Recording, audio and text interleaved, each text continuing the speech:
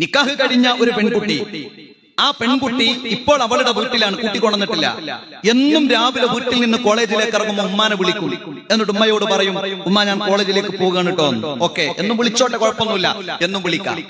പക്ഷെ ആ കുട്ടി ഒരു ദിവസം കോളേജിലേക്ക് പോകുകയാണ് എന്ന് വിളിക്കാൻ മറന്നുപോയി. ആ പെൺകുട്ടി മറന്നുപോയതാണ്. അപ്പൊ അന്ന് ഭർത്താവ് അവളെ വിളിക്കാൻ, നീ ഉമ്മാനെ വിളിച്ചിരുന്നോ? ഇല്ല. എന്റെ ഉമ്മാനെ വിളിക്കാഞ്ഞത് ഉമ്മാനെ വിളിക്കണ്ടേ? അപ്പൊ അവള് പറഞ്ഞാൽ ഉമ്മാനെ വിളിക്കാൻ മറന്നതാണ്. അപ്പൊ ഉമ്മ ആ ഫോൺ വാങ്ങണം. എന്റെ ഇപ്പം തന്നെ എന്നെയൊക്കെ വിളിക്കാൻ മറന്നുപോയോ? ആഹാ, അങ്ങനെയാണെങ്കിൽ ഇത് വലിയൊരു പ്രശ്നമാവുമല്ലോ. ചുരുക്കി പറഞ്ഞാൽ ഒരു വിവാഹമോചനത്തിന്റെ അടുത്തേക്ക് ആ കേസ് എത്തുകയാണ്. എന്താ കാരണം?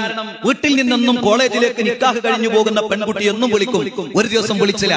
അപ്പൊ ഈ ഭർത്താവിന്റെ ഉമ്മയുടെ, ഈ അമ്മായിമ്മയുടെ കിബറ് അവസാനം എവിടേക്കെത്തി? വിവാഹം ഈ അടുത്ത് കഴിഞ്ഞ ഒരു കുടുംബത്തിലെ തന്റെ മകനാണ്, മറ്റൊന്ന് വേറെ ഒരാളുടെ മകളാണ്, ഇവരുടെ ത്വലാഖിന്റെ അടുത്തേക്ക് എത്തുകയാണ്. എന്താ സംഭവിച്ചത്? കിബറാൻ.